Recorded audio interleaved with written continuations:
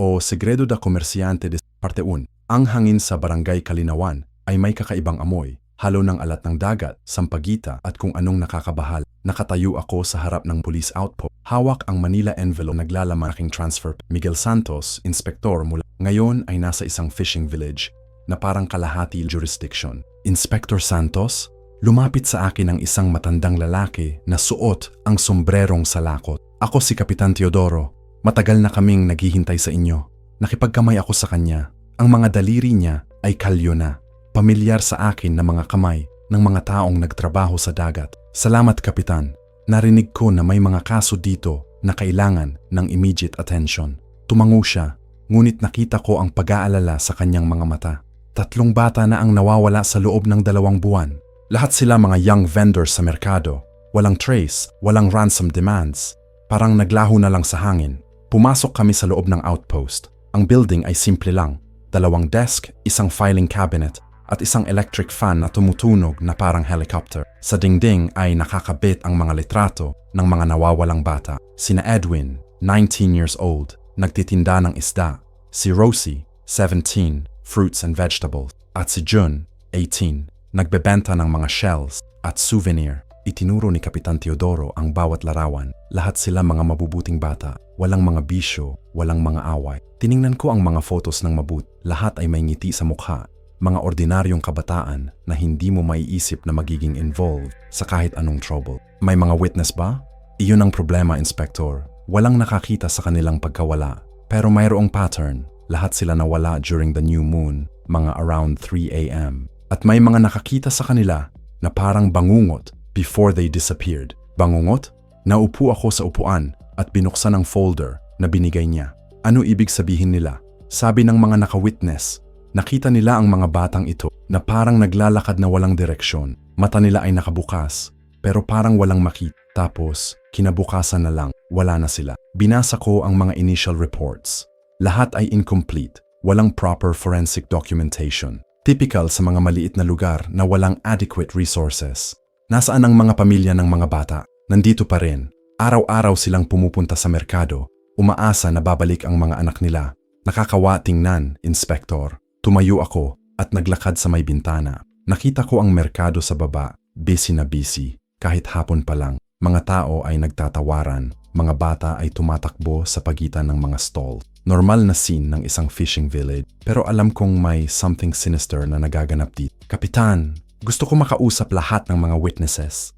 Pati na rin ang mga pamilya ng mga bata. At kailangan natin ng proper crime scene investigation. Mayroon kaming lokal na makakatulong sa inyo. Si Esteban, isang fisherman. Kilala niya ang buong barangay, lahat ng mga tao dito. At may kakaibang kaalaman siya tungkol sa mga unusual na mga pangyayari. Nagtaka ako sa tono niya. Unusual? Anong klaseng unusual? Nagdalawang isip si Kapitan Teodoro. Inspector, hindi ko alam kung paano ko ito sasabihin nang hindi mukhang baliw. Pero ang lugar na ito ay may mga tradisyon, mga kwento ng mga ninuno namin na hindi madaling i-dismiss as mere superstition. Kapitan, ako ay police officer. Kailangan ko ng facts, hindi mga alamat. Oo, alam ko. Pero dito sa Barangay Kalinawan, minsan ang mga alamat ay nagiging totoo. Nang gabing iyon, nakilala ko si Esteban sa may dalampasigan. Nakaupo siya sa isang malaking bato, nag-aayos ng mga net. Mga 50 years old, matipuno pa rin kahit matanda na. Ang mga mata niya ay may depth na nakikita mo lang sa mga taong maraming naranasan sa buhay. Kayo si Inspector Santos, sabi niya kahit hindi pa ako nagpapakilala. Kilala ko na kayo. Ang mga balita ay mabilis kumalat dito. Umupo ako sa tabi niya. Sabi ni Kapitan Teodoro, may alam kayo tungkol sa mga nawawalang bata. Tumigil siya sa pag-aayos ng net. Inspector, ilang taon na kayong police officer? 15 years. Sa loob ng 15 years na yon, nakita na ba ninyo ang mga bagay na hindi ninyo maipaliwanag? Mga cases na walang logical explanation? Nag-isip ako, may mga kaso naman na hindi namin nasolusyunan pero hindi ko sasabihin na supernatural ang dahilan. Naniniwala ako sa evidence at logic, Esteban. Tumawa siya, pero hindi yung masayang tawa. Dito sa lugar na ito, Inspector, ang logic ay hindi sapat. Kailangan ninyo ng bukas na isip. Sige, sabihin mo sa akin kung ano ang alam mo. Tumingin siya sa dagat. Ang mga alon ay tahimik, pero may eerie na atmosphere sa paligid. Ang mga batang nawalang iyon, hindi sila ordinary na kidnapping cases. May mga nakakita sa kanila na nagbabago ng anyo sa gabi. Nagbabago ng anyo?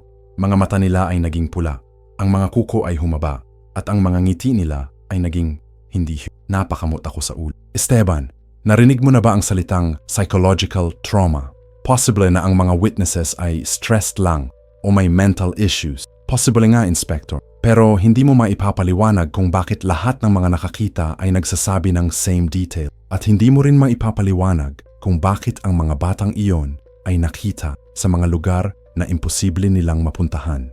Anong lugar? Si Edwin, nakita siya ng mga fishermen na nakatayo sa tubig, mga 1 kilometer from the shore. Hindi siya nalulunod, hindi siya lumalangoy. Nakatayo lang siya sa ibabaw ng tubig. Napakunot ang noo ko. Imposible iyon. Sabi ko na nga ba, Inspector, dito sa lugar na ito, ang imposible ay nagiging possible. Nagstay ako sa kanyang tabi ng ilang oras pa. Kinuwento niya sa akin ang history ng Barangay Kalinawan, mga alamat tungkol sa mga aswang, tikbalang, at iba pang mga supernatural creatures. Hindi ako naniniwala, pero nakikita ko sa mga mata niya na sincere siya. Hindi siya nagbibiro o nag-i-exaggerate. Bukas, Inspector, pupunta tayo sa merkado. Ipakikilala ko kayo sa mga tao at makikita ninyo kung gaano karaming mga kakaibang nangyayari dito. Nang umuwi ako sa pekenyong apartment na inirenta ko, hindi ako makatulog. Iniisip ko ang mga sinabi ni Esteban. Logical side ng utak ay nagsasabi na lahat iyon ay resultado ng isolation at superstition ng mga tao sa malayo't liblib. Pero may parte sa akin na nagsasabi na may something more. Mga 2 a.m., narinig ko ang mga ingay sa labas. Parang may mga taong naglalakad sa kalsada pero walang usapan. Pure footsteps lang. Tumayo ako at tumingin sa bintana. Nakita ko ang mga silhouette ng mga tao na naglalakad sa gitna ng kalsada. 3 figures, lahat ay tahimik. Ang mga galaw nila ay mechanical, parang mga robot. Hindi sila tumingin sa kaliwa o kanan, diretso lang ang lakad. Nagsuot ako ng jacket at lumabas. Sinundan ko sila mula sa malayo. Naglakad sila papunta sa merkado, pero sa halip na pumasok sa mga stalls, nagpatuloy sila sa likuran ng mga building.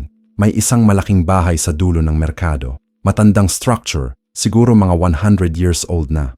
Pumasok ang 3 figures sa loob ng bahay. Naghintay ako ng ilang minuto, tapos lumapit ako sa bintana. Hindi ko makita ang mga tao sa loob, pero narinig ko ang mga boses. Hindi ordinary na conversation, parang chanting o praying. Mga salitang hindi ko naintindihan, pero nakakabahala ang tunog.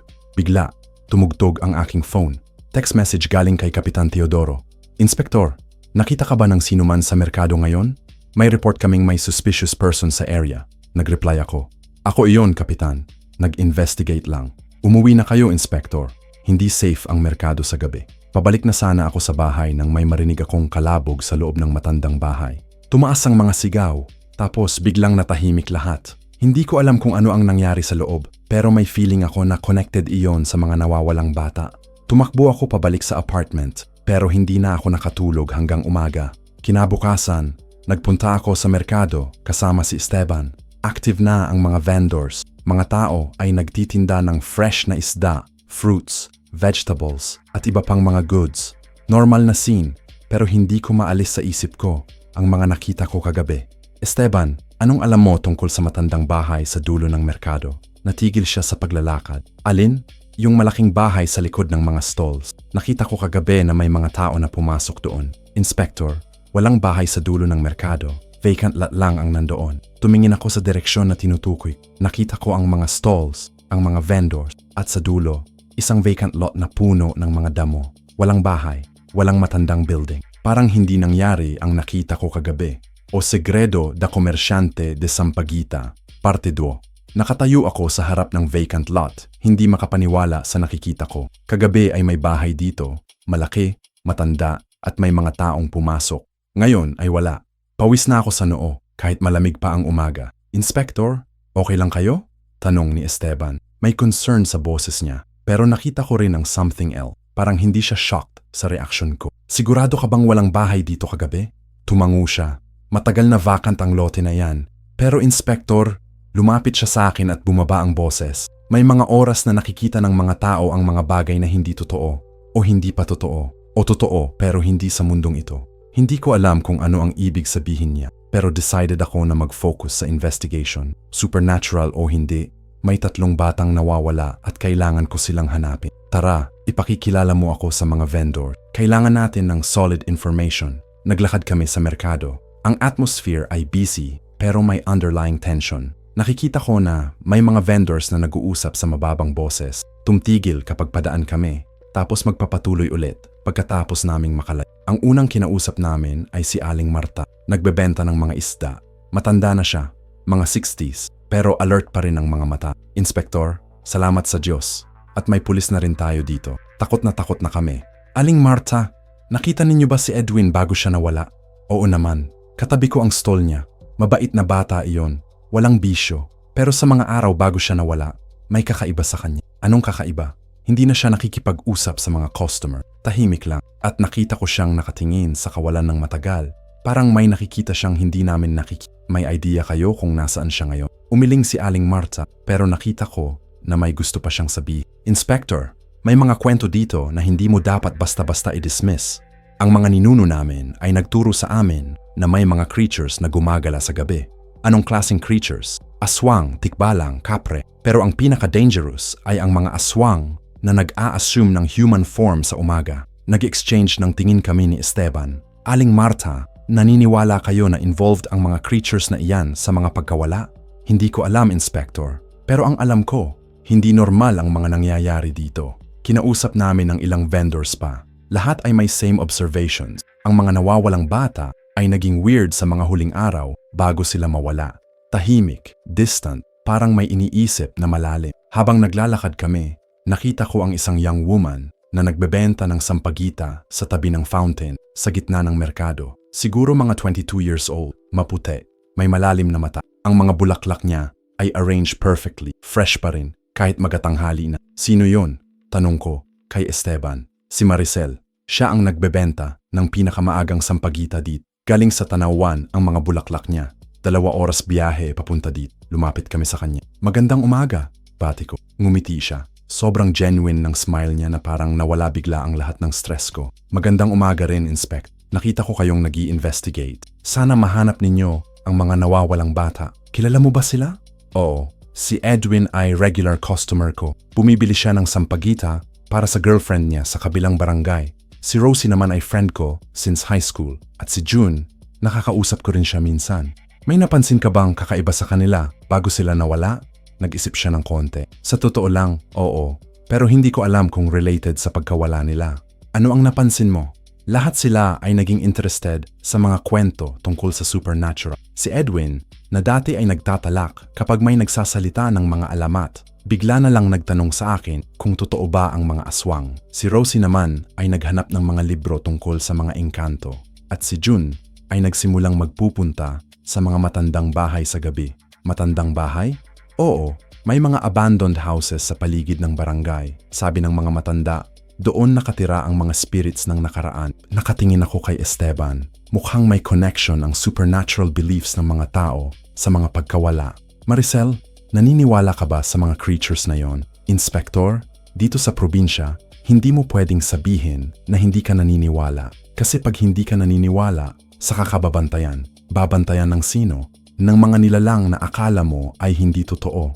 Nang hapon, nagpatrol kami ni Esteban sa buong barangay. Pinakita niya sa akin ang mga lugar na madalas puntahan ng mga bata, basketball court, tambayan sa may dagat, at ang mga abandoned houses na binanggit ni Maricel. May 3 abandoned houses sa paligid ng barangay. Lahat ay dating mga ancestral homes ng mga prominent families noon. Ngayon ay puro damo na ang paligid at nakakataot tingnan. Esteban, bakit hindi ginigiba ang mga bahay na ito? May mga may-ari pa rin, pero nasa abroad na. At saka, takot ang mga tao na gumiba ng mga lumang bahay. Baka may mga spirits na magalit. Pumasok kami sa unang bahay. Matanda na ang structure, pero matibay pa rin. Sa loob ay puno ng alikabok at spider webs. Pero nakita ko ang mga footprints sa sahig. Fresh pa, siguro mga few days lang. May pumapasok dito, sabi ko. Oo, pero sino at bakit? Nag-explore kami sa buong bahay. Sa second floor, nakita namin ang isang kwarto na mukhang ginagamit. May mga kandila na natunaw na, mga tuyong dahon, at mga drawing sa dingding. Ang mga drawing ay weird, mga figures na half human, half animal. May mga wings, mga matutulis na kuko, at mga mata na nakakataot. Sa gitna ng mga drawing ay may isang malaking circle na may mga symbols na hindi ko maiintindihan. Ano ito? Tanong ko. Parang mga ritual drawings, sagot ni Esteban. Pero hindi ko alam kung para saan. Nakita ko rin ang mga papel sa sahig. Love letters. Lahat galing sa mga batang nawawala. Si Edwin ay nagsulat para sa girlfriend. Si Rosie ay may diary entries. At si June ay may mga poem. Bakit nandito ang mga personal items nila? Hindi ko alam, Inspector. Pero feeling ko, may nagdala dito ng mga items na yan. Lumabas kami sa bahay at pumunta sa susunod. Same situation. Abandoned, pero may signs of recent activity. Sa third house, nakita namin ang pinaka-disturbing na scene. Sa living room ay may malaking altar. Mga kandila, flowers, fruits, at sa gitna ay may 3 larawan, sina Edwin, Rosie, at June. Mga pictures na kuha mula sa mga ID nila. Esteban, ito ay isang shrine. Oo, pero shrine para sa mga buhay o patay? Hindi ko alam kung paano sumagot. Ang mga pictures ay arranged na parang memorial, pero nakasulat sa baba ng bawat picture ay mambabalik, mamabalik. Sino ang maaaring gumawa ng mga maraming possibility, Inspector? Pwedeng isang cult, pwedeng isang individual na may mental problems, o pwedeng isang aswang na nagpe-prepare para sa kanyang next victims. Nang gabing iyon, nag-decide akong mag-stake out sa may merkado. Kung may nangyayaring kakaiba sa gabi, gusto kong makita ng sarili ko. Nagtago ako sa tabi ng isang malaking puno na may view sa buong merkado. Mga 11 p.m., tahimik na ang lahat. Walang tao, walang ingay maliban sa mga alat ng dagat. Pero mga 12:30 a.m., nakita ko ang isang figure na naglalakad sa merkado. Isang babae, nakasuot ng white dress. Hawak ang isang basket. Naglalakad siya sa pagitan ng mga stalls, pero hindi siya nanghihingi ng anuman. Parang naghahanap siya ng something. Lumalapit siya sa fountain kung saan nagtitinda si Maricel sa umaga. Umupo siya sa tabi ng fountain at naglabas ng mga sampagita sa basket. Nag-arrange siya ng mga bulaklak sa paligid ng fountain, parang gumagawa ng circle. Nang matapos siya, tumayo siya at nagsimulang sumayaw. Walang musika, pero ang galaw niya ay rhythmic. Parang may naririnig siyang music na hindi ko marinig. Habang sumasayaw siya, nakita ko na nagbabago ang kulay ng mga sampagit. Mula sa white, naging deep red ang mga petal at ang amoy na lumalabas ay hindi floral, parang metallic, parang dugo. Biglang tumigil siya sa pagsayaw at tumingin sa direksyon ko. Kahit malayo ako at nakatago sa mga nakita ko na nakatingin siya directly sa akin. Ang mga mata niya ay nag-glow sa dilim. Tumakbo ako. Hindi ko alam kung bakit, pero ang instinct ko ay tumakbo. Narinig ko ang mga yapak sa likod, pero hindi ko linigon. Patuloy akong tumakbo hanggang makarating sa apartment. Nang makarating ako sa loob, nag-lock ako ng lahat ng doors. Umupo ako sa may bintana at tumingin sa merkado. Wala na rin ang mga sampagita sa paligid ng fountain. Parang hindi nangyari ang lahat ng nakita ko. Kinabukasan, balik ako sa merkado. Normal na ang lahat. Mga vendors ay nagsiset up na. Mga customers ay nagsisimula ng dumating. Nakita ko si Maricel sa usual spot niya. Nag-a-arrange ng fresh sampagita. Magandang umaga, pati ko sa kanya. Magandang umaga, Inspector. Mukhang pagod kayo. Hindi ako nakatulog ng maayos. May mga ingay sa labas. Nakita ko na nag-react siya sa sinabi. Parang may alam siya na hindi niya sinasabi. Inspector, mag-ingat kayo sa gabi. Hindi safe ang merkado kapag madilim. Bakit? May mga criminals ba? Hindi criminals ang dapat ninyong katakutan, Inspector. May mga ibang nilalang na mas delikado. Umupo ako sa tabi niya. Maricel, naniniwala ka talaga sa mga supernatural creatures? Tumigil siya sa pag-a-arrange ng bulaklak. Inspector, narinig ninyo na ba ang term na aswang penanggalan? Hindi. Ito ay isang type ng aswang na pwedeng maghiwalay ang upper body sa lower body. Ang ulo at torso ay lumalabas sa gabi para humanap ng victims habang ang lower body ay nananatiling nakatago. Parang fairy tale lang. Pero paano kung hindi fairy tale? Paano kung may tunay na penanggalan dito sa barangay? Naging serious ang mukha niya. Inspector, ang mga nawawalang bata ay hindi basta kidnap. Sila ay kinuha ng isang creature para gamitin sa mga ritual. Anong ritual? Ritual para mas maging powerful ang penanggalan. Pero kailangan niya ng fresh blood ng mga innocent na bata. Napatayo ako. Maricel, kung alam mo kung sino ang responsible sa mga pagkawala, sabihin mo sa akin. Hindi ko alam kung sino, Inspector, pero alam ko kung saan. Sa abandoned house sa sitio malawak. Pero hindi kayo pwedeng pumunta ng mag-isa. Kailangan ninyo ng protection.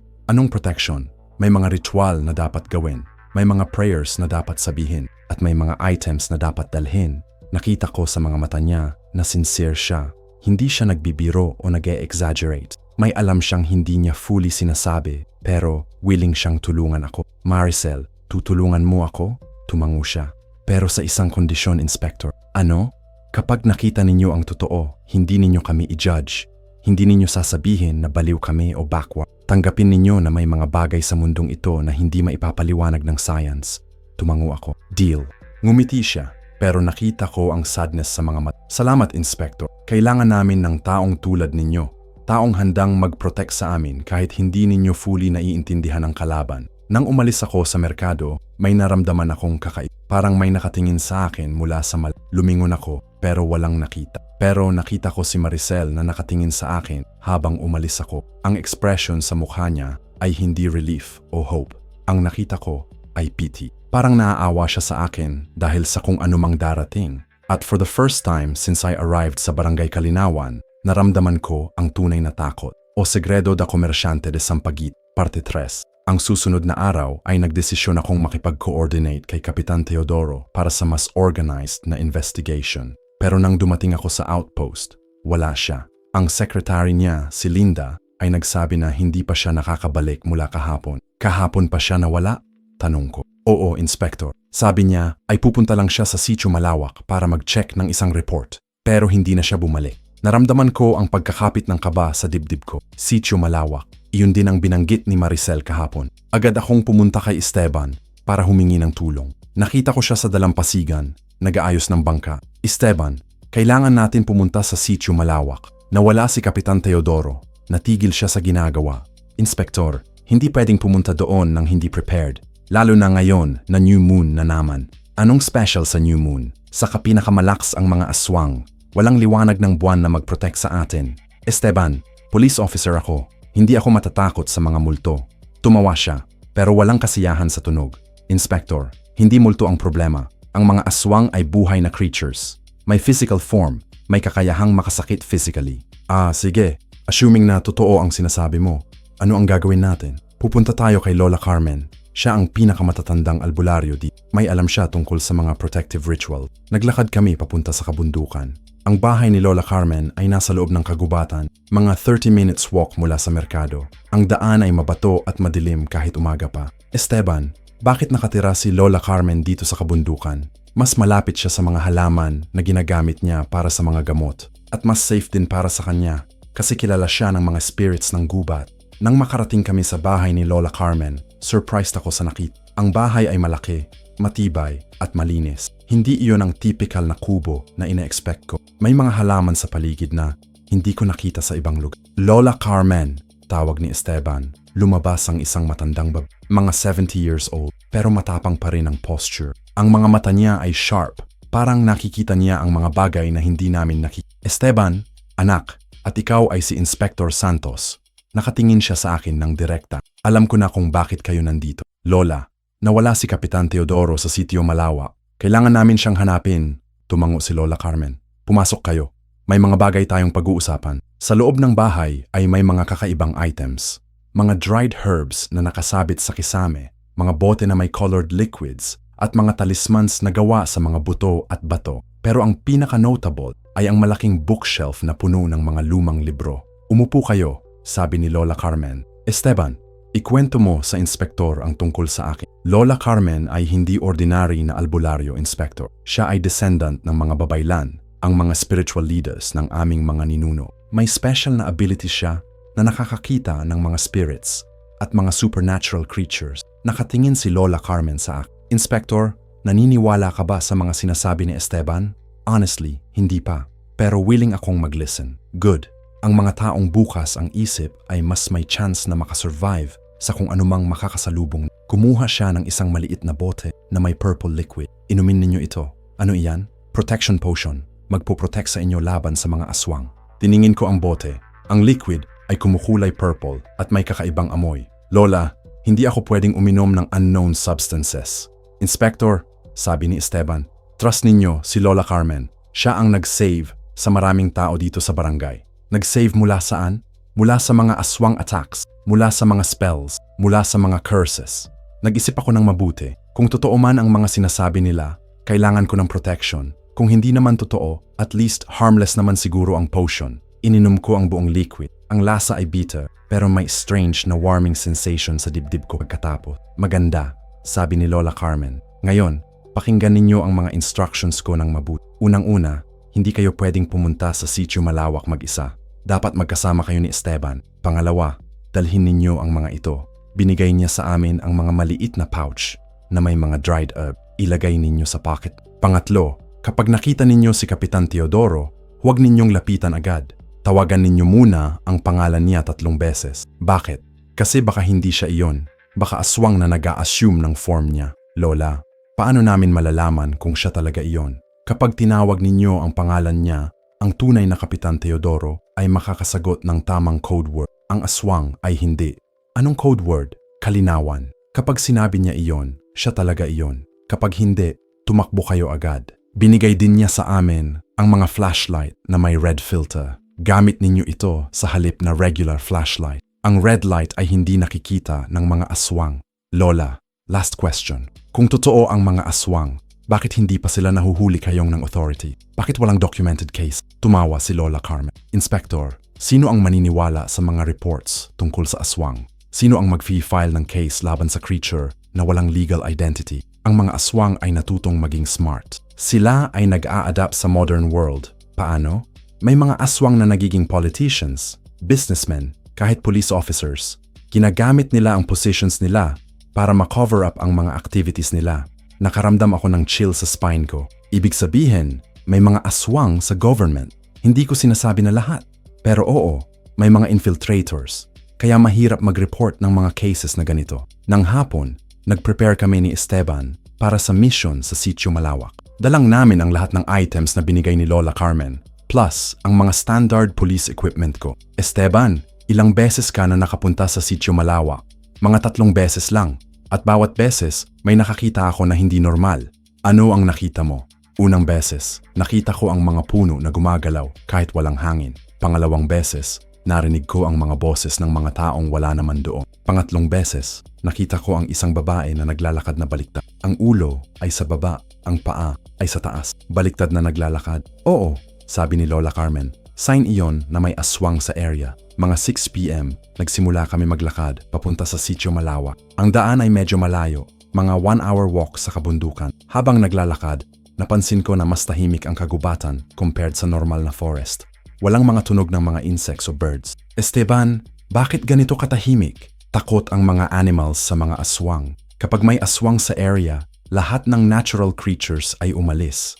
Nang makarating kami sa Sitio Malawak, nakita namin na may ilaw sa loob ng abandoned house na binanggit ni Maricel. May mga silhouette ng mga tao sa mga bintana. May mga tao sa loob, bulong ko kay Esteban. Pero hindi natin alam kung tao talaga iyon o aswang. Lumapit kami sa bahay, narinig namin ang mga boses sa loob. Parang may meeting o gathering. Pero ang mga boses ay kakaiba. May harmony na hindi natural sa normal human conversation. Sa may likod ng bahay, nakita namin ang bangka ni Kapitan Teodoro. Nandoon pa rin siya, pero walang signs ng struggle o violence. Esteban, mukhang okay lang si Kapitan Teodoro. Pero bakit hindi pa siya umuwi? Baka hindi na siya makalayas, Inspector. Nag-sneak kami papunta sa bintana para makita ang nasa loob. Ang nakita namin ay shocking. May mga taong nakaupo sa circle sa living room. Lahat ay naka-black, mga 10 or 12 person. Sa gitna ng circle ay may altar na may mga kandila at mga offering. At sa center ng altar ay nakaupo si Kapitan Teodoro, pero may kakaiba sa kanya. Ang mga mata niya ay closed, pero nakangiti siya. Hindi natural ng ngiti, parang hindi siya conscious sa sarili niya. Esteban, ano ang nangyayari sa kanya? Mukhang napossess siya o na-hypnotize. Ginagamit siya ng mga aswang para sa ritual. Narinig namin ang voice ng isang babae na nagsasalita sa loob. Hindi namin nakita ang mukha niya, pero familiar ang boses. Ang 3 offering ay complete na. Ngayon, kailangan natin ng isang authority figure para ma-seal ang ritual. Si Kapitan Teodoro ay perfect sacrifice, bulong ko. Inspector, kailangan natin siyang isave. Pero hindi tayo pwedeng pumasok ng walang plan. Biglang may narinig kaming kalabog sa likod namin. Lumingon kami at nakita ang 3 figures na papalapit sa amin. Mga lalaki, pero ang mga galaw nila ay hindi normal. Parang floating sa hangin. Esteban, tumakbo. Tumakbo kami pero hinabol kami ng mga figure. Napakabilis nila, parang hindi human ang speed. Umabot kami sa malaking puno at nagtago sa likod. Inspector, gamitin ninyo ang red flashlight. Binuksan ko ang flashlight at itinuon sa mga figure. Agad silang tumigil at umurong. Nakita ko ang mga mukha nila. distorted, parang hindi complete human features. Tumakbo tayo pabalik kay Lola Carmen, sabi ni Esteban. Pero habang tumatakbo kami, narinig namin ang boses ni Kapitan Teodoro sa likod namin. Inspector Santos, nasaan kayo? Kailangan ko ng tulong. Natigil ako. Esteban, si Kapitan Teodoro iyon. Inspektor, huwag. Remember ang sabi ni Lola Carmen. Tawagan ninyo muna ang pangalan niya. Kapitan Teodoro, sigaw ko. Inspektor, nasa loob ako ng abandoned house. May mga taong nagtago sa akin. Tulungan ninyo ako. Kapitan Teodoro, ulit ko. Oh, Inspector, dali na. Baka makita tayo ng mga kidnapper. Kapitan Teodoro, pangatlong beses ko, walang sagot. Tapos bigla namin narinig ang isang nakakatakot na tawa na lumalaki ng Tumakbo, Inspector, sigaw ni Esteban. Tumakbo kami nang mabilis pabalik sa daan. Pero nakita namin na may mga red eyes na sumusunod sa amin sa gitna ng mga puno. Hindi namin nakita ang mga katawan, mata lang na nag-glow sa dilim. Nang makabalik kami kay Lola Carmen, pawis na pawis kami at halos hindi makahinga. Lola, nakita namin si Kapitan Teodoro pero hindi siya nakasagot ng code word. Tumango si Lola Carmen. Hindi iyon si Kapitan Teodoro. Iyon ay aswang na gumagamit ng boses niya para malure kayo. Saan ang tunay na Kapitan Teodoro? Malamang nasa custody ng mga aswang. Ginagamit nila siya para sa ritual. Lola, ano ang pwede nating gawin? Kailangan natin ng mas maraming tao at kailangan natin ng mas powerful na protection. Sino ang matatawagan natin? May isang tao sa merkado na pwedeng makatulong pero hindi ninyo inaasahan kung sino. Sino? Si Maricel. Nagtaka ako. Bakit si Maricel? Anong alam niya tungkol sa mga ganito? Inspector, may mga bagay tungkol kay Maricel na hindi ninyo alam. Siya ay hindi ordinary na flower vendor. Ano siya? Descendant din siya ng mga babaylan. Pero may special ability siya na wala sa akin. Anong ability? Nakakakita siya ng true form ng mga aswang kahit nakadisguise pa ito as human. Napakunot ang noo ko. Ibig sabihin, alam niya kung sino sa merkado ang mga aswang. Oo, at alam niya rin kung sino ang hindi.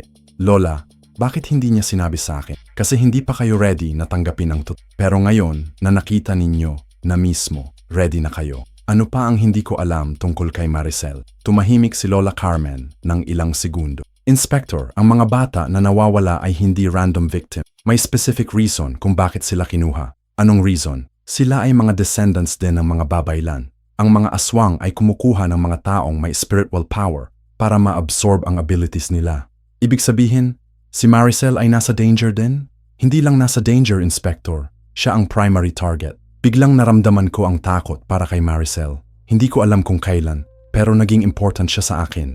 Hindi lang as witness sa case, pero as a person na gusto kong protektahan. Lola, kailangan natin siyang i-warn. Hindi na kailangan, Inspector. Alam na niya at nagpe-prepare na rin siya. Nagpe-prepare para saan? Para sa final battle. Ang ritual ng mga aswang ay mangyayari ngayong gabi at si Maricel ay ang key para ma-stop iyon. Paano? Kailangan niyang gamitin ang full power niya as babaylan pero may risk. Anong risk? Kapag ginamit niya ang full power niya, pwede siyang maging permanent na spiritual guardian ng barangay. Ibig sabihin, hindi na siya pwedeng maging normal human. Napakunot ang noo ko. Ano ang ibig sabihin noon? Ibig sabihin, Inspector, kapag naging spiritual guardian siya, hindi na kayo pwedeng magkakaroon ng normal na relationship. Naramdaman ko ang pagsama ng loob. Hindi ko alam na may romantic feelings na pala ako para kay Maricel. Pero ngayon na nalaman ko na mawawala siya sa akin, na-realize ko kung gaano siya naging importante. Lola, may ibang way ba? Umiling si Lola Carmen. Wala, Inspector. Ito ang destiny ni Maricel at kailangan ninyo siyang suportahan. Kailan ang ritual? Mamaya, pag midnight, sa abandoned house sa Sitio Malawak. Ano ang gagawin natin? Babalik tayo doon. Pero sa susunod, hindi tayo mag-isa. Kasama natin si Maricel at ang mga spiritual weapons na kailangan natin para ma-defeat ang mga aswang. Anong spiritual weapons? Mga blessed na sandata, holy water, at ang pinakamahalaga, ang true names ng mga aswang. True names? Kapag alam mo ang true name ng aswang, may power ka sa kanya. Pwede mo siyang kontrolin o pwede mo siyang i-banish. Paano natin malalaman ang mga true names? Si Maricel ang makakaalam. Part ng ability niya ay nakikita hindi lang ang true form nila, pero pati na rin ang true identity nila. Nag-prepare kami para sa final mission. Pero hindi ko alam na ang nakakagulat na revelation tungkol kay Maricel ay wala pa sa kalahati ng mga secrets na malalaman ko sa gabing iyon. O Segredo da Comerciante de Sampaguita, Parte 4. Mga 9 p.m. nang bumalik kami sa merkado para hanapin si Maricel. Ang buong lugar ay dilim na, walang vendors, walang customers. Pero nakita namin ang ilaw sa fountain area kung saan siya nagsiset up ng stall. Lumapit kami sa kanya. Nakaupo siya sa tabi ng fountain pero hindi na siya nag-a-arrange ng sampagita. Sa halip, nag-aayos siya ng mga candles sa circle pattern at nagka-chant ng mga salitang hindi ko naiintindihan. Maricel, tawag ko sa kanya. Tumingin siya sa amin. Pero ang mga mata niya ay iba na. May glow na hindi natural, parang may inner light na lumalabas. Inspector Esteban, alam ko na kung bakit kayo nandito. Sabi ni Lola Carmen, kailangan mo naming tulungan para sa ritual mamaya. Tumango siya. Pero bago iyon, may mga bagay akong sasabihin sa inyo na magsisimula ng lifetime na pagbabago ninyo. Umupo kami sa tabi niya. Ang atmosphere sa paligid ay naging solemn, parang nasa church. Inspector, alam mo na ba kung ano talaga ako? Sabi ni Lola Carmen, descendant ka ng mga babaylan. Tama, pero may mas malalim pa. Ako ay hindi ordinary na babaylan descendant. Tumigil siya at tumingin sa mga mata ko. Ako ay hybrid. Hybrid? Anong ibig sabihin? Half human, half aswang. Napaatras ako. Ano? Ang tatay ko ay tao. Ang nanay ko ay aswang penanggalan. Naging ako ay may abilities ng dalawang race. Hindi ako makapaniwala sa narinig. Maricel, kung aswang ka, bakit mo kami tinutulungan? Kasi hindi lahat ng aswang ay evil. May mga aswang na gumagamit ng powers nila para sa good, katulad ko. Pero ang mga nawawalang bata, hindi ako ang kumuha sa kanila. May ibang aswang dito sa barangay na gumagamit ng evil magic. Sila ang kalaban natin. Nakatingin si Esteban sa akin. Inspector, remember ang sabi ni Lola Carmen na kaya nakikita ni Maricel ang true form ng mga aswang. Kasi aswang din siya. Pero bakit hindi mo sinabi sa akin agad? Kasi takot ako na ma-judge mo ako. Takot ako na ma-hate mo ako kapag nalaman mo ang totoo. Nakita ko ang luha sa mga mata niya. At takot din ako na masasaktan kita sa proseso. Masasaktan mo ako paano? Inspector, ang abilities ko as aswang penanggalan ay lumalabas kapag emotional ako, kapag galit, kapag takot, o kapag in love. Naramdaman ko ang pagbagsak ng puso ko. Maricel, alam kong may nararamdaman ka para sa akin, Inspector. Nararamdaman ko rin yon para sa'yo. Pero kailangan mo ring malaman na dangerous tayo for each other. Bakit dangerous? Kasi kapag naging masyado tayong close, maaari kong madrain ang life force mo kahit hindi ko sinasadya. Iyon ang nature ng penanggalan. Kumukuha ng energy mula sa mga taong malapit sa kanya. Tumayo ako at naglakad ng ilang steps. Hindi ko alam kung ano ang dapat kong maramdaman. Galit ba? Takot? Disappointment? O understanding? Maricel, yung mga gabi na nakita kita sa merkado, ikaw iyon. Oo, nagpatrol ako para bantayan ang mga vendors laban sa evil aswang. Pero nakita mo ako sa penanggalan form ko. Yung mga red sampagita, side effect ng abilities ko. Kapag ginagamit ko ang powers ko, nagiging red ang mga bulaklak sa paligid ko. At yung abandoned house na nakita ko, hindi iyon nakita mo, Inspector. Iyon ay vision na na-trigger ng presence ng evil aswang sa area. Nakita mo ang past, ang lugar kung saan ginagawa ng mga evil aswang ang kanilang meetings dati. Bumalik ako sa tabi niya. Maricel, sino ang mga evil aswang dito sa barangay? 3 sila. Si Aling Rosa, ang may-ari ng merkado. Si Mang Tony, ang bantay sa cemetery. At ang leader nila, nag-hesitate siya. Sino? Si Kapitan Teodoro. What? Napatayo ako ulit. Si Kapitan Teodoro ay aswang? Hindi siya originally aswang, Inspector. Pero na-convert siya ng leader group ng mga evil aswang. Ginawang puppet para makontrol ang law enforcement sa barangay. Pero nakausap ko siya. Normal naman siya. Kasi hindi pa siya fully converted. Pero ngayong gabi, gagawin nila ang final ritual para makomplete ang transformation niya. Anong mangyayari kapag na-complete ang transformation? Magiging full aswang siya at magiging under control siya ng leader ng group. Gagamitin niya ang posisyon niya as kapitan para ma-cover up ang future attacks ng mga aswang. Naramdaman ko ang frustration. Maricel, sino ang leader ng group? Nag-hesitate siya ulit. Inspector, hindi mo magugustuhan ang sagot. Sabihin mo. Ang leader ay si... Ako. Ano? Napasigaw ako. Ikaw? Hindi, Inspector. Hindi ako ang leader ngayon. Pero ako ang supposed na magiging leader. Ano ang ibig sabihin? Ang genetic makeup ko ay perfect combination para sa aswang leadership. Half human intelligence, half aswang power. Ang evil aswang group ay nag-wait ng decades para sa someone like me. Pero ayaw mo maging leader nila. Ayaw ko. Kaya nga tumatakbo ako sa destiny ko. Pero ngayong gabi, pilitin nila akong maging leader through ritual. Anong ritual? Kukuhanin nila ang blood ko at imix sa blood ng tatlong sacrifices, sina Edwin, Rosie at June.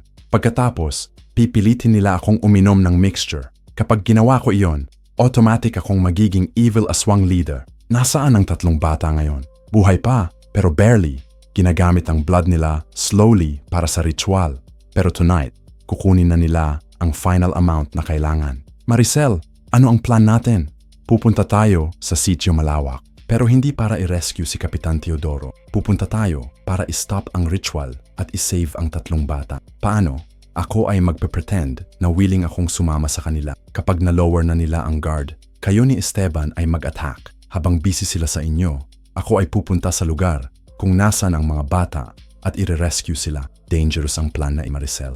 Inspector, lahat ng pwede nating gawin ay dangerous. Pero ito ang pinakamay chance na ma-save natin ang lahat. Nag-prepare kami para sa mission. Binigay ni Maricel sa amin ang mga blessed weapons na nakuha niya kay Lola Carmen, mga kutsilyo na blessed ng mga babaylan, holy water at mga amulet na mag-protect sa amin. Inspector, may isang important thing pa na kailangan mo malaman. Ano iyon? Kapag na-defeat natin ang evil aswang group, ako ay kailangan ding mag-undergo ng purification ritual. Anong ibig sabihin? Kailangan i-remove ang aswang blood sa sistema ko. Magiging fully human ako, pero ano? Pero mawawala ang lahat ng supernatural abilities. Hindi na ako makakakita ng mga aswang. Hindi na ako makakapag-protect sa barangay. At most importantly, ano? Hindi ko na maalala ang mga nangyari sa mga nakaraang months, including ang memories ko with you. Naramdaman ko ang parang sinaksak sa puso. Ibig sabihin, malilimutan mo ako? Malilimutan ko ang supernatural part ng buhay ko. Pero ang human emotions, hindi ko alam kung malilimutan ko rin iyon. Maricel, Inspector, kaya ko ginagawa ito ay para ma-save ang mga bata at para ma-protect ang barangay. Pero kaya ko rin ginagawa ito ay para maging normal na tao ako at magkaroon tayo ng chance na maging normal na couple. Pero kung malilimutan mo ako, kaya mo ba akong minahalin ulit mula sa simula? Tiningin ko siya sa mga mata. Nakita ko ang love, ang determination, at ang sacrifice na handyang gawin para sa akin at sa iba. Oo, Maricel, kahit ilang beses pa, ngumiti siya. Salamat, Inspector. Iyon lang ang kailangan kong marinig. Mga 11:30 p.m., nagsimula kami maglakad papunta sa sitio malawak. Pero sa halip na magtago, direct kami naglakad papunta sa abandoned house. Si Maricel ay nasa gitna, kami ni Esteban ay nasa magkabilang side niya. Nang makarating kami sa house, nakita namin na may mga ilaw sa loob at narinig namin ang mga chanting. Pero ngayon, mas intense na ang atmosphere. May feeling na may malaking ritual na nangyayari. Ready ba kayo? Tanong ni Maricel. Tumango kami. Pumasok si Maricel sa front door. Kami ni Esteban ay nag-sneak sa back door. Narinig namin ang boses ni Maricel sa loob. Nandito na ako. Ready na akong maging leader ninyo. Narinig namin ang masayang mga sigaw ng mga aswang sa loob. Finally, ang hybrid princess ay dumating na. Pumasok kami sa back door at nagtago sa may kitchen area. Nakita namin ang scene sa living room. May malaking circle sa floor na gawa sa dugo. Sa gitna ay may altar na may 3 containers na may dugo. Ang blood ng 3 nawawalang bata. Sa paligid ng circle ay nakaupo ang mga aswang sa true form nila. Si Aling Rosa ay may haba ng buhok hanggang sahig at mga mata na puro black. Si Mang Tony ay may mga sungay sa ulo at mga kuko na parang mga blade. At sa center ay nakaupo si Kapitan Teodoro, pero completely transformed na. Ang balat niya ay naging gray, ang mga mata ay red at may mga fang na lumabas sa bibig. Maricel, sabi ni Kapitan Teodoro, umupo ka sa gitna ng circle. Uminom ka ng blood mixture at maging ang bagong leader ng aming group. Lumapit si Maricel sa gitna, pero nakita namin na may hawak siyang maliit na dagger sa likod. Kapitan Teodoro, sabi ni Maricel, saan ninyo itinago ang 3 bata? Nasa basement. Bakit? Gusto ko silang makita bago ko inumin ang mixture. Hindi kailangan. Patay na sila. Patay na? Biglang naging furious si Maricel. Ang mga mata niya ay naging red at ang buhok niya ay nagsimulang mag-float. Oo, kinuha na namin ang lahat ng blood na kailangan namin. Sinabi ninyo sa akin na buhay pa sila. Nagloloko ka ba, Maricel? Sila ay sacrifices lang. Ang importante ay ikaw. Naramdaman ko ang galit na walang hangganan. Patay na ang 3 bata. Hindi namin sila na-save. Pero nakita ko na may malaking transformation na nangyayari kay Maricel. Ang peaceful na expression niya ay naging furious. Ang gentle na aura niya ay naging dark at powerful. Kayo ay mga murderers, sigaw niya. Biglang lumabas ang upper body niya mula sa lower body. Ang head at torso niya ay nag-float sa hangin. May mga wings na parang bat at ang mga mata ay naging burning red. Nakita ko ang true penanggalan form niya. Nakakagulat pero hindi nakakatakot. Kasi alam kong good pa rin siya sa loob. Magasinungaling kayo. Sabi ninyo buhay pa ang mga bata. Biglang naging chaotic ang atmosphere. Ang mga evil aswang ay nagtakbo papunta kay Maricel para isubdue siya. Pero sinuntok niya si Mang Tony at lumipad siya sa ceiling. Ngayon, sigaw ko kay Esteban. Tumakbo kami sa living room. Ginamit ko ang blessed knife para istab si Kapitan Teodoro pero nag-dodge siya. Inspector, sigaw niya. Tulungan mo ako! Hindi ako totoong aswang. Kapitan Teodoro, sigaw ko. Oo, Inspector. Kapitan Teodoro. Oo, ako to. Kapitan Teodoro. Kalinawan, sigaw niya. Natigil ako. Siya nga iyon. Ang real Kapitan Teodoro ay na-transform pero hindi niya pa completely nawawala ang sarili niya. Kapitan, lumaban kayo sa transformation. Hindi ko kaya, Inspector. Masyadong powerful ang spell. Habang nakikipag-usap kami, nakita ko na si Aling Rosa ay sumugod kay Esteban. Pero si Esteban ay may machete na blessed din.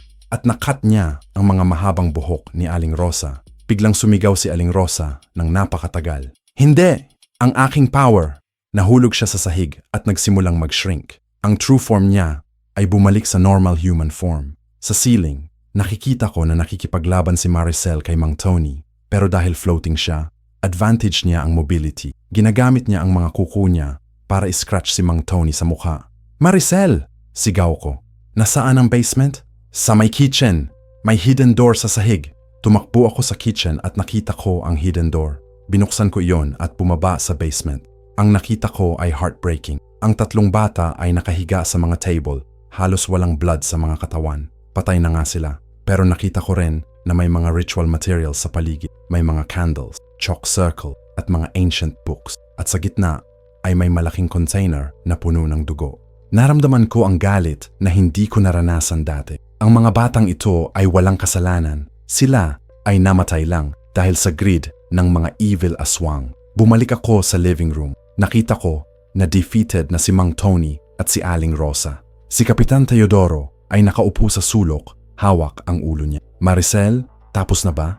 Bumaba siya mula sa ceiling. Ang pinanggalan form niya ay naging normal ulit. Hindi pa, Inspector. May isa pang aswang na hindi pa natin nadidefeat. Sino?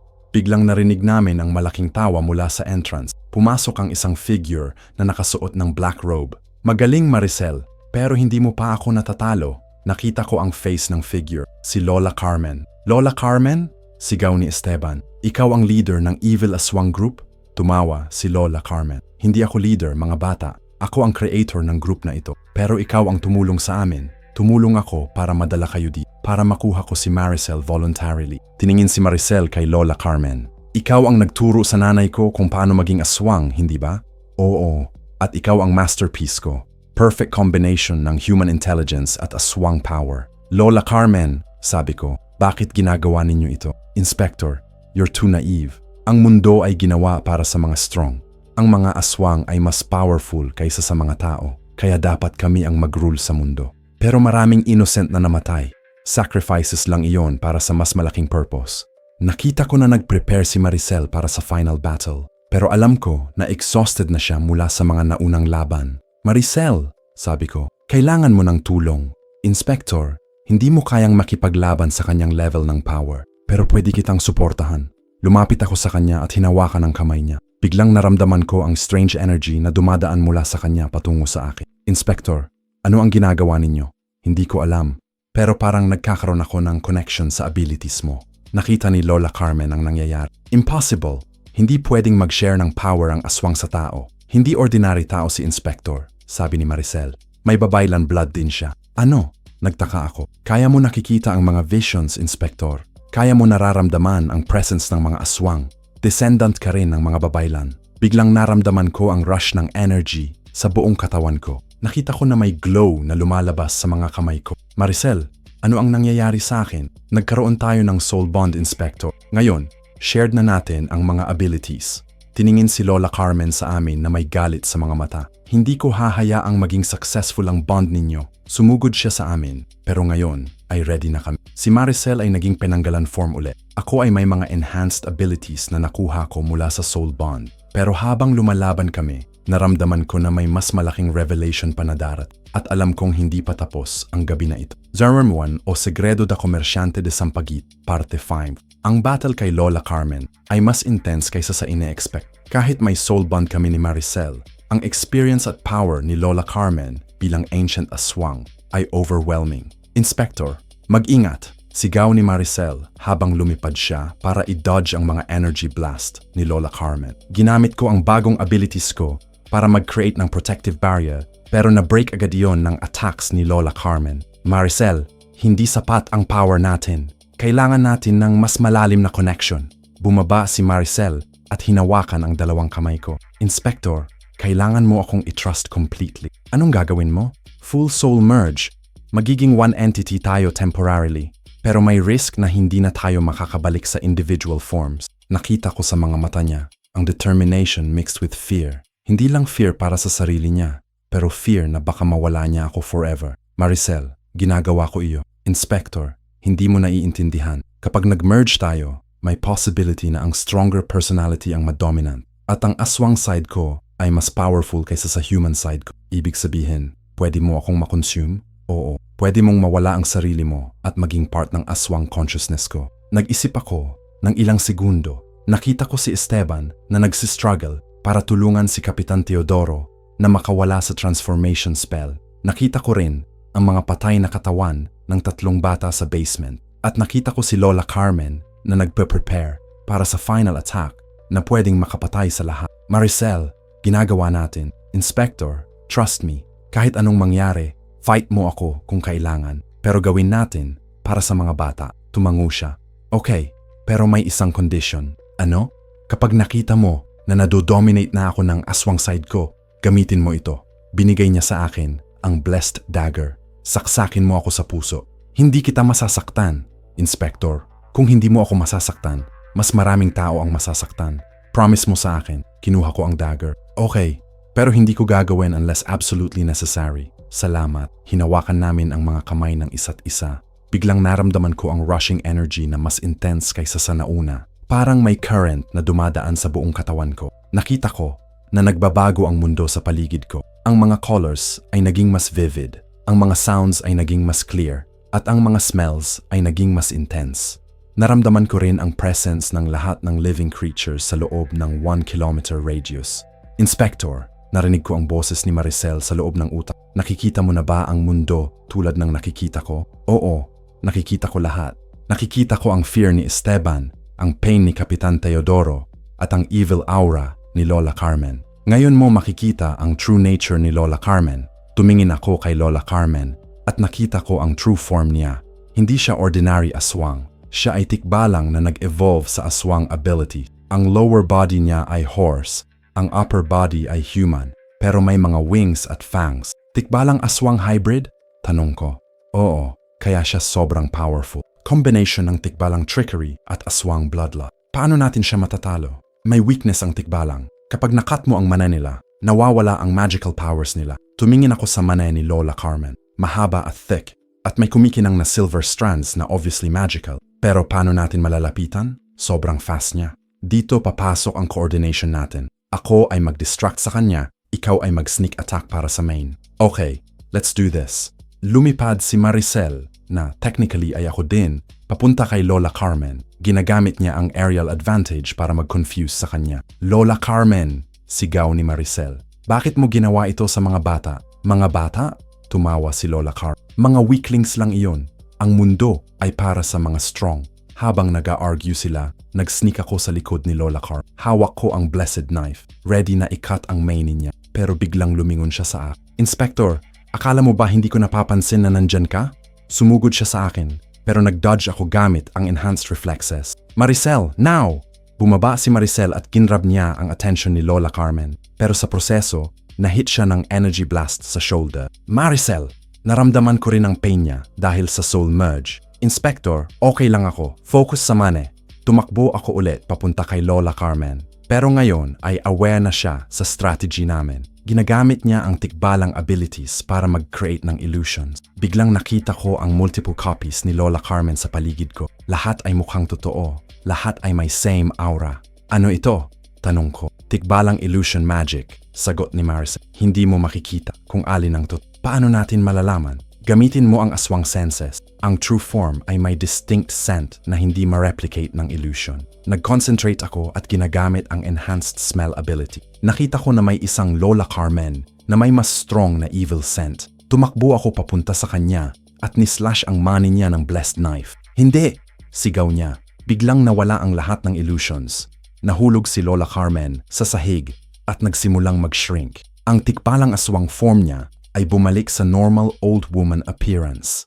Maricel, successful. Inspector, hindi pa tapos. May something pa. Ano? Nakita mo ba kung paano naging easy ang defeat niya? Para bang hindi siya nag-fight to the fullest? Nag-isip ako, tama si Maricel. Para sa isang ancient powerful creature, sobrang dali niya na defeat. Ano sa tingin mo ang reason? Baka may backup plan siya. O baka may iba pang leader na mas powerful sa kanya. Biglang tumugtog ang phone ko. Text message mula sa unknown number. Magaling, Inspector, pero hindi pa tapos ang laro. Ipinakita ko ang message kay Maricel. Sino ito? Hindi ko alam, pero nakakatakot ang timing.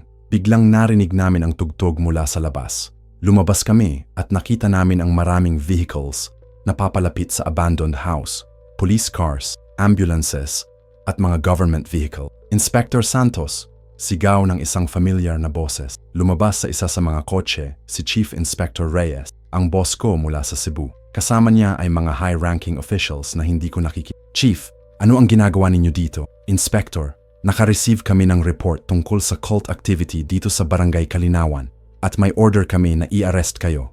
I-arrest ako? Bakit? May mga charges laban sa inyo.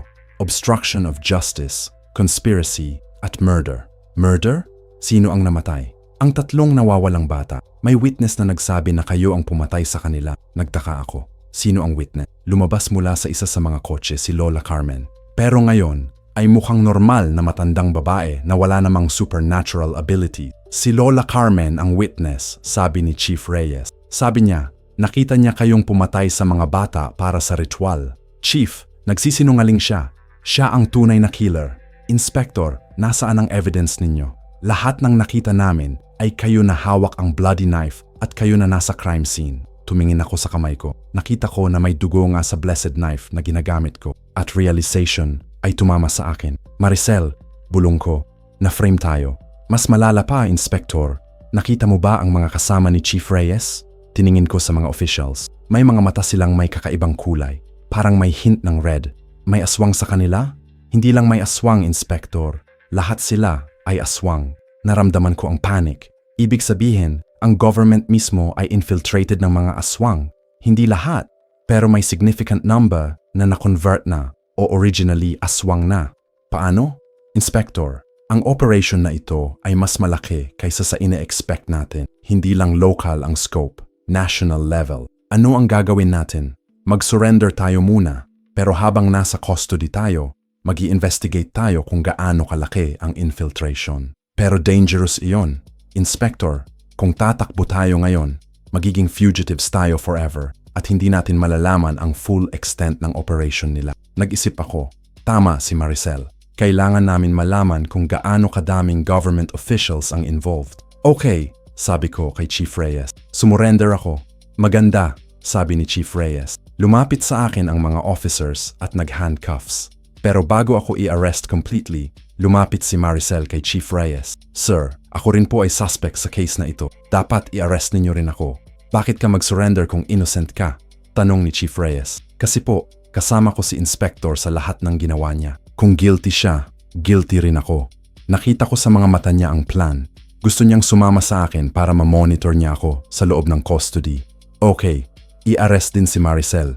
Habang nagla-load kami sa mga police vehicles, nakita ko si Esteban na nakatago sa may mga puno. Nag-eye contact kami at nag-gesture ako na mag-stay siya sa hiding. Kailangan may free person na makakapag-continue ng investigation sa labas. Sa loob ng police car, nag-whisper si Maricel sa akin. Inspector, may plan ako. Ano? Sa precinct, Gagamitin ko ang abilities ko para mascan kung sino ang totoong tao at sino ang aswang sa mga officers. Paano? May special sight ako na nakakakita ng aura ng mga tao. Ang aswang ay may iba kulay ng aura. Dangerous ba yon? Pwede, pero kailangan natin malaman kung sino ang pwede nating trusted. Okay, pero mag-ingat ka. Inspector, may isa pang bagay na kailangan ko sabihin. Ano? Ang soul merge natin kanina ay hindi pa completely na reverse. May permanent connection pa rin tayo. Anong ibig sabihin? Ibig sabihin, nararamdaman ko pa rin ang emotions mo at nararamdaman mo pa rin ang emotions ko at pwede pa natin gamitin ang shared abilities. Good or bad? Good para sa mission, pero bad para sa future natin. Bakit? Kasi kapag na-solve na natin ang case na ito, kailangan pa rin natin i-break ang connection at ang process ng pag-break ay masakit. Gaano kasakit? Parang mamamatay ka. Tapos magkakaroon ka ng amnesia tungkol sa supernatural experiences mo. Ibig sabihin, malilimutan kita? Hindi completely, pero malilimutan mo ang part ng relationship natin na connected sa supernatural. Maalala mo lang ako as ordinary flower vendor na nakausap mo sa investigation. Naramdaman ko ang sadness na hindi ko ma-describe. Maricel, kaya Inspector, habang may time pa tayo, gusto kong sabihin sa iyo na mahal kita. Hindi lang dahil sa soul connection natin, pero dahil sa genuine feelings na naramdaman ko para sa iyo even before the supernatural events. Mahal din kita, Maricel. Salamat. Iyon lang ang kailangan kong marinig. Nang makarating kami sa precinct sa Cebu, na-separate kami sa magkaibang cells. Pero dahil sa soul connection, naramdaman ko pa rin ang presence niya. Sa loob ng cell, nag-observe ako sa mga officers na dumadaan. Gamit ang shared abilities ko with Maricel, nakita ko na may 3 officers na may kakaibang aura. Si Officer Cruz, si Officer Santos, at si Desk Sergeant Miranda. Maricel, nag-communicate ako sa kanya through mental connection. Nakita ko na may 3 aswang dito sa precinct. Nakita ko rin, Inspector. Pero may nakita rin akong 2 officers na completely human. Si Officer Lopez at si Officer De La Cruz. Ano ang plan?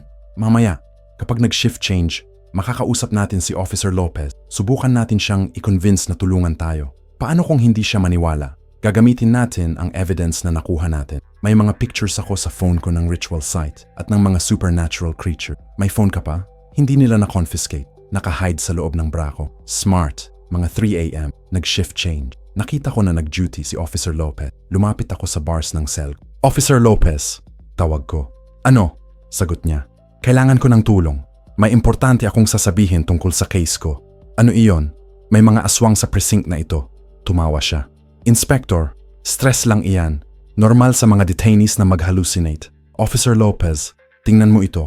Nag-signal ako kay Maricel na ipakita ang phone. Ipinakita ni Maricel ang mga pictures ng ritual site, ng mga supernatural creatures, at ng mga evidence na nakuha namin. Nakita ko na nag-change ang expression ni Officer Lopez mula sa skeptical tungo sa shocked. Ano ito?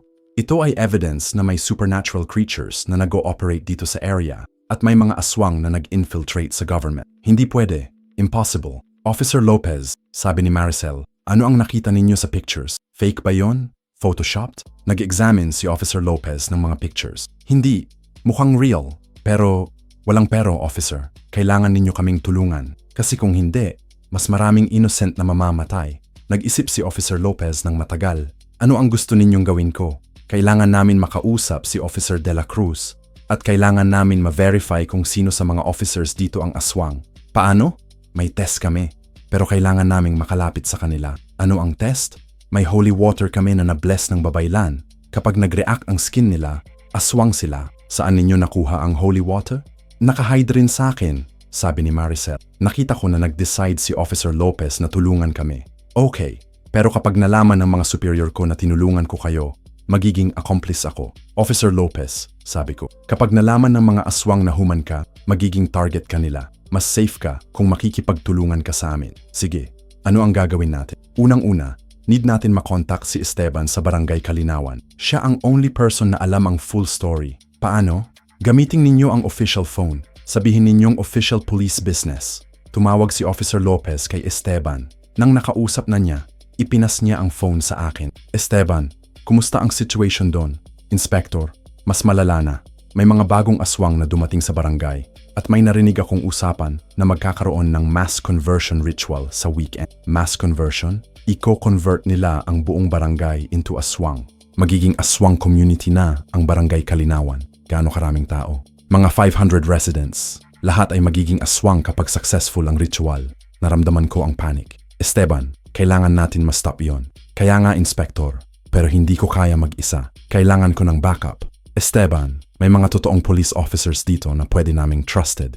Pero kailangan namin muna i-clear ang precinct bago kami makabalik dyan. Gaano katagal? Give us 48 hours. Inspector, ang ritual ay sa Saturday night. Ngayon ay Thursday na. May 2 days lang tayo. Enough time. Pero Esteban, mag-ingat ka. Huwag mo munang i-confront ang mga aswang doon. Copy, Inspector. Natapos ang tawag. Ngayon, alam ko na kung gaano ka-urgent ang situation. Hindi lang ang Barangay Kalinawan ang nasa danger, pero potentially ang buong region kung successful ang mass conversion ritual. Maricel, sabi ko, kailangan natin bilisan ang operation dito. Alam ko, Inspector, pero kailangan natin maging strategic. Hindi pwedeng mag-rush. Ano ang next step? Tomorrow morning, kapag mag-shift change ulit, gagawin natin ang holy water test sa mga officers. Kapag na-identify na natin kung sino ang mga aswang, gagawa tayo ng plan para ma-neutralize sila. Paano ang neutralization? May dalang ako na special blade na pwedeng pumatay sa aswang permanently, pero isang tao lang ang pwede nating patay. Ang iba ay kailangan natin i-convert back to human. May process para doon. Oo, pero complicated. Kailangan namin ng tulong ng mas maraming babaylan. Saan natin makikita ang mga babaylan? May hidden community sila sa Cebu Mountains. Pero kailangan natin ng guide para mahanap sila. Sino ang guide? Si Officer Lopez. Tumingin ako kay Officer Lopez. Officer, willing ba kayong mas ma-involve sa mission na ito? Inspector, honest confession. Hindi ako naniniwala sa mga supernatural noon. Pero ngayon, na nakita ko ang evidence, natatakot ako para sa safety ng family ko. May family kayo? Oo. Asawa at 2 anak. Nasa Cebu din sila. Officer Lopez, kung hindi natin ma-stop ang mga aswang, possible na maging target ang family ni. Kaya mas safe na tulungan ninyo kami para ma-eliminate ang threat completely. Nag-isip siya ng matagal. Okay, Inspector. Gagawin ko ang lahat para ma-protect ang family ko. Salamat, Officer Lopez. Ngayon, may trabaho na tayo para bukas. Pero habang nagpa-plan kami, hindi ko alam na may nakakaririnig sa amin. At ang nakakarinig ay isa sa mga aswang officers na nagre-report sa mas mataas na leader. Ang battle para sa Barangay Kalinawan ay magsisimula na. Pero ang battle para sa Cebu at possibly para sa buong Pilipinas ay nagsimula. O Segredo da Komersyante de Sampaguita, Parte 6, Final. Kinabukasan ng umaga, nagising ako sa ingay ng mga yapak sa hallway ng precinct. Hindi ordinary na yapak. May rhythm na kakaiba. Parang coordinated na movement ng maraming tao. Maricel, nag-communicate ako sa kanya mentally. Gising ka ba? Oo, Inspector. Narinig ko rin. May mga bagong dating sa precinct. Tumayo ako at tumingin sa bintanang maliit ng cell. Nakita ko ang mga officers na hindi ko pa nakikita dati. Mga 10 silang bagong dating. Lahat ay may same na expression. Blank, emotionless, robotic. Officer Lopez, tawag ko. Lumapit siya sa cell ko. Nakita ko sa mga mata niya ang takot. Inspector, hindi ko alam kung ano ang nangyayari. Biglang dumating ang mga officers na iyan. Pero walang nag-assign sa kanila dito. Nasaan ang regular officers? Pinauwi lahat. Sabi ay may special operation daw. Nag-exchange ng tingin kami ni Maricel. Alam namin na busted na ang cover namin. Officer Lopez, sabi ni Maricel, kailangan na namin umalis dito ngayon. Paano? Nakalock kayo. May spare key kayo? Oo, pero bawal. Officer Lopez, sabi ko, tingnan ninyo ang mga bagong officers. Nakita ninyo ba kung paano sila naglakad? Hindi normal iyon. Tumingin si Officer Lopez sa mga bagong officers. Nakita niya na lahat sila ay naglalakad in perfect synchronization. Walang individual personality sa movement. Parang mga robot, bulong niya. Hindi robot, sabi ni Maricel. Mga aswang na under mind control ng isang mas powerful na leader. Ibig sabihin, may mas malaking aswang leader na nagko-control sa kanila. At nandito na siya sa Cebu. Biglang may narinig kaming announcement sa PA system. Inspector Miguel Santos at Miss Maricel Cruz. Lumabas kayo sa cells ninyo. May visitor kayo. Visitor? Tanong ko. Inspector, sabi ni Maricel. Hindi na safe dito. Kailangan na natin umalis. Officer Lopez, buksan ninyo ang cells namin. Nag-hesitate si Officer Lopez. Inspector, kapag ginawa ko iyan, matatanggal ako sa trabaho. Officer Lopez, kapag hindi ninyo ginawa iyan, mamatay kayo. Nakita ko sa mukha niya na nag-decide na siya. Binuksan niya ang cell ni Maricel, tapos ang cell ko. Salamat. Saan ang exit? May backdoor sa kitchen area, pero kailangan ninyong dumaan sa office ng chief. Saan ang office? Second floor. Pero maraming mga guards.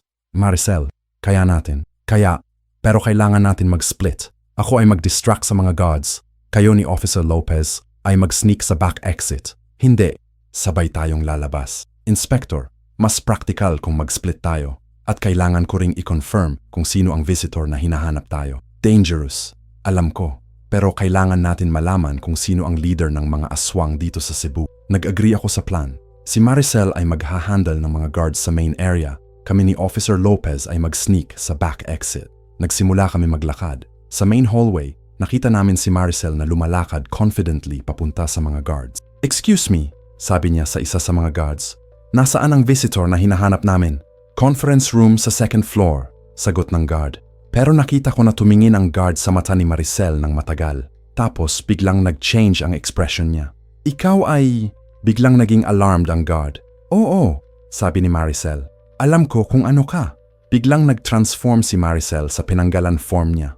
Ang upper body niya ay nag-separate sa lower body at lumipad sa ceiling. Chaos. Lahat ng mga guards ay nagsimulang mag-transform din sa true aswang forms nila. May mga wings, may mga matutulis na kuko, may mga sungay. Officer Lopez, tumakbo.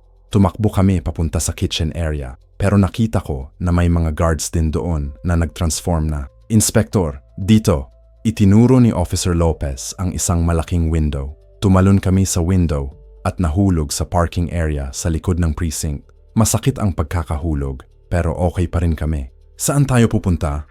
tanong ni Officer Lopez. "Sa mountains. Kailangan natin hanapin ang mga babaylan." Pero si Maricel, tumingin ako sa building. Nakikita ko pa rin ang mga lights na nagfa-flicker sa loob. Sign na may battle pa ring nangyayari. Babalik tayo para sa kanya. Pero kailangan namin muna ng reinforcements. Naglakad kami papunta sa parking area para hanapin ang sasakyan. Pero nakita namin na may naghihintay sa amin. Isang matandang lalaki, naka-white na barong, nakaupo sa hood ng isang pickup truck. Inspector Santos, Miss Cruz ay nag-send sa akin. Ako si Mang Carlos, guide papunta sa Babaylan community. "Paano mo alam na nandito kami?" Ang mga babaylan ay may connection sa spiritual realm. Nakita namin ang nangyayari sa precinct through visions. "Nakita ninyo?"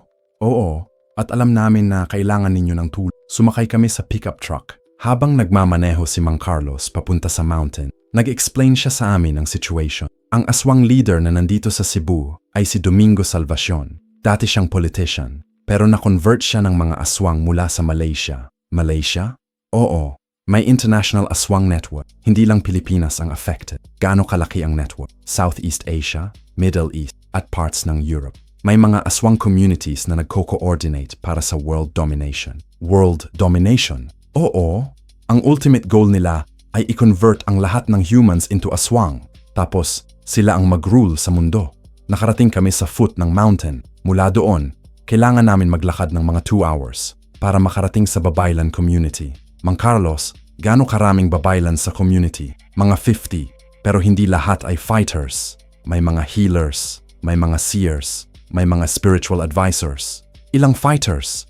Mga 15. Pero sila ay equivalent ng 100 regular soldiers dahil sa spiritual powers nila. Nang makarating kami sa Babaylan community, surprised ako sa nakita ko. Hindi iyon yung primitive village na ina-expect ko. May mga modern na facilities, solar panels, at organized na structures. "Welcome, Inspector Santos." Lumapit sa amin ang isang matandang babae na obvious na leader. "Ako si Aling Esperanza, head ng Babaylan Council. Salamat sa pag-welcome sa amin. Kailangan namin ng tulong." Alam namin. Nakita namin sa visions ang nangyayari sa Cebu at sa Barangay Kalinawan. "May plan ba kayo?" "Oo, pero kailangan namin ng confirmation mula sa inyo tungkol sa abilities ni Miss Maricel." Abilities niya? Si Maricel ay hindi ordinary na half-aswang. Siya ay prophecy child. Prophecy child? May ancient prophecy sa aming kultura tungkol sa isang hybrid na magiging bridge between humans at supernatural. Siya ang pwedeng mag-unite ng dalawang worlds para sa peace. Pero nandoon siya sa precinct, nakikipaglaban. Alam namin, at alam din namin na may soul bond kayo, kaya pwede naming matrack siya. Matrack? Through sa connection ninyo, pwede naming malaman kung nasaan siya at kung ano ang nangyayari sa kanya. Hinawakan ni Aling Esperanza ang biglang naramdaman ko ang vision. Nakita ko si Maricel sa conference room ng precinct. Nakatali siya sa upuan, pero conscious pa rin. Sa harap niya ay nakaupo si Domingo Salvacion. "Miss Maricel," narinig ko ang boses ni Domingo. "Alam mo na kung bakit kita hinuli. Para pilitin mo akong maging leader ng aswang army mo." Sagot ni Maricel. "Tama. Pero hindi lang leader. Ikaw ang magiging queen ng bagong mundo. Queen? Sa prophecy ng mga aswang, may isang hybrid na magiging ultimate ruler ng mundo. Ikaw iyon. Hindi ako sasama sa inyo. Walang choice ka. Kasi kapag hindi ka sumama, papatayin namin ang inspector mo. Nakita ko sa vision na may hawak si Domingo na walkie-talkie. Kill Inspector Santos. Maricel! Sigaw ko sa vision. Biglang nawala ang vision. Nakita ko si Aling Esperanza na nag-aalala. Inspector, kailangan natin siya ma-save ngayon. Paano? Mag-split attack tayo. Kami ay pupunta sa Cebu para ma-save si Maricel. Kayo ay pupunta sa Barangay Kalinawan para ma-stop ang mass conversion ritual. Pero kailangan ko si Maricel. Inspector, si Maricel ay safe as long as hindi siya sumasama sa kanila. Pero ang 500 people sa Barangay Kalinawan ay mamamatay tonight kapag hindi ninyo na-stop ang ritual. Nag-isip ako, tama si Aling Esperanza. Mas maraming buhay ang nasa danger sa Barangay Kalinawan. Okay, pero paano namin ma-stop ang ritual ng walang supernatural powers? Meron kayo. Binigay niya sa akin ang isang maliit na crystal. Ito ay amplifier ng soul bond ninyo ni Maricel. Kahit malayo kayo, pwede ninyo pa rin gamitin ang shared abilities ninyo. Totoo? Oo. At ito rin ang susi para ma-break ang ritual. Kapag ginamit ninyo ang crystal sa center ng ritual circle, magiging null and void ang lahat ng aswang magic sa area. Pero ano ang mangyayari kay Maricel? Kapag na-break ninyo ang ritual, lahat ng aswang sa network ay mawawalan ng connection sa main source of power, including si Domingo. Ibig sabihin, mawawalan ng power si Domingo. Oo, at malalaglag ang defenses niya. Doon namin siya ma-defeat. Okay, gawin natin. Nag-prepare kami para sa mission. Kasama ko si Officer Lopez at 2 babaylan fighters, si Kuya Jun at si Ate Marie. Si Aling Esperanza at ang mga remaining fighters ay pupunta sa Cebu. Inspector, sabi ni Aling Esperanza bago kami mag-separate, may isang importante pang bagay. Ano? Kapag ginamit ninyo ang kristal, ma-break ang soul bond ninyo ni Maricel permanently. Ibig sabihin, hindi na kayo magkakaroon ng connection at possible na hindi na kayo mag-recognize sa isa't isa afterward. Naramdaman ko ang sakit sa dibdib. Wala bang ibang way? Wala. Sacrifice yo para sa mas nakararaming tao. Maricel, maiintindihan niya ba? Oo. Siya mismo ang mag-encourage sa inyo na gamitin ang kristal. Nagnod ako. Okay, gawin natin. Nang makarating namin sa Barangay Kalinawan, nakita namin na may malaking bonfire sa gitna ng merkado. Nakapaligid doon ang mga 200 residents. Lahat ay naka-black at nagsi-chant. Kuya Jun, bulong ko, ilan ang aswang at ilan ang human doon? Mga 30 lang ang aswang. Ang mga iba ay under mind control. Pwede natin masave ang mga under mind control? Oo. Kapag na-break ninyo ang ritual, babalik sa normal ang lahat. Lumapit kami sa merkado. Nakita namin si Esteban na nakatago sa tabi ng fountain. Lumapit kami sa kanya. Inspector, salamat sa Diyos at nakabalik kayo. Esteban, ano ang nangyayari? Nag-start na ang ritual mga 30 minutes ago. Kailangan natin ma-stop bago mag-midnight. Ano ang oras ngayon? 11:45 p.m. May 15 minutes lang tayo. Tumingin ako sa kristal na binigay ni Aling Esperanza. Kailangan kong malapit sa center ng ritual circle. Inspector, maraming guards sa paligid. Hindi kayo pwedeng makakalusot. Kailangan may distraction. Ako ang magdi-distract, sabi ni Kuya Jun. Magko-confront ako sa mga aswang na nandoon. Dangerous. Kaya ko. May spiritual armor ako. Nag-agree kami sa plan. Si Kuya Jun ay magdi-distract. Kami ay mag-sneak sa center ng circle. Nagsimula si Kuya Jun sa distraction. Lumapit siya sa mga aswang at nagsigaw. Mga demonyo, umalis kayo sa lugar na ito. Lahat ng aswang ay tumingin sa kanya. Nagsimula silang lumaban kay Kuya Jun. Habang busy sila, tumakbo ako papunta sa center ng ritual circle. Nakita ko na may malaking altar doon na may mga candle, blood at bone. Hinugot ko ang crystal at inilagay sa center ng Crystal of Purity, sabi ko. Break all evil connections in this area. Biglang nag-glow ang crystal ng malakas na white light. Lahat ng candles ay namatay. Lahat ng chanting ay tumigil. At lahat ng aswang ay nahulog sa sahig. Nakita ko na ang mga residents na under mind control ay nag-regain ng consciousness. Nagsimula silang mag-wonder kung bakit nandoon. Inspector, sigaw ni Esteban. Successful, pero biglang tumugtog ang phone ko. Message galing kay Aling Esperanza. Inspector, na-save namin si Maricel, pero may problema. Ano ang problema? Nag-reply ako. Si Maricel ay naging unconscious after ma-break ang soul bond. Hindi namin alam kung kailan siya magigising. Naramdaman ko ang panic. Pupunta ako sa Cebu ngayon. Inspector, hindi pa safe. Si Domingo ay tumakas. Hinahanap niya kayo para sa revenge. Saan niya ako hahanapin? Sa Barangay Kalinawan. Paparating na siya dyan ngayon. Nag-look around ako. Nakita ko na may itim na clouds na papalapit sa barangay. Hindi natural na clouds. May red lightning sa loob. Esteban, si Domingo ay paparating. Inspector, kailangan natin umalis dito. Hindi, kailangan natin siya ma-defeat dito. Kapag tumakas siya, mas marami siyang masisira. Nakita ko na lumabas si Domingo mula sa itim na clouds. Flying siya, full aswang form. May malaking wings, sungay, at mga burning red eyes. Inspector Santos, sigaw niya. Sinira mo ang lahat ng plano ko. Domingo, surrender ka na. Tapos na ang operation mo. Hindi pa tapos. Papatayin kita at lahat ng mga kasama mo. Sumugod siya sa amin. Pero nakita ko na may lumalapit ding flying figure sa kabilang direction. Si Maricel. Gising na siya at nag-flying papunta sa amin. Inspector, sigaw niya. Okay ka ba? Maricel, akala ko unconscious ka. Na-wake up ako nang naramdaman ko na nasa danger ka. Pero sabi ni Aling Esperanza na break na ang soul bond natin. Hindi completely na break. May permanent connection pa rin tayo, pero hindi na supernatural. Human connection na. Ibig sabihin, minamahal kita bilang normal na tao, hindi dahil sa magic. Naramdaman ko ang relief, pero nakita ko na si Domingo ay papalapit sa amin. Maricel, kailangan natin siyang ma-defeat. Alam ko, pero Inspector, wala na akong supernatural powers. Naging fully human na ako after ma-break ang ritual connection. Paano natin siya matatalo? Gamit mo ang crystal. May remaining power pa iyon. Hinugot ko ang crystal. Pero nakita ko na almost depleted na ang energy nito. Maricel, hindi sapat ang power ng crystal. Sapat na, Inspector. Pero kailangan mong mag-sacrifice. Anong sacrifice? Kailangan mong i-transfer ang life force mo sa crystal para ma-amplify ang power nito. Ibig sabihin, mamamatay ako. Hindi ka mamamatay. Pero mawi-weaken ka ng sobra. At posible na hindi mo na maalala ang supernatural events na nangyari, including ikaw, including ako. Nag-isip ako, nakita ko si Domingo na papalapit na sa amin. Nakita ko rin ang 500 residents ng Barangay Kalinawan na nag-aantay sa resulta ng battle. Maricel, ginagawa ko. Inspector, mahal kita. At dahil mahal kita, gagawin ko ang lahat para ma-protect ka at ang lahat ng tao dito. Mahal din kita. Kaya please, after mong gawin ito, subukan mong alalahanin ako. Subukan mong maging open sa possibility na magkakilala tayo ulit. Promise, hinawakan ko ang crystal at nag-concentrate sa pag-transfer ng life force ko.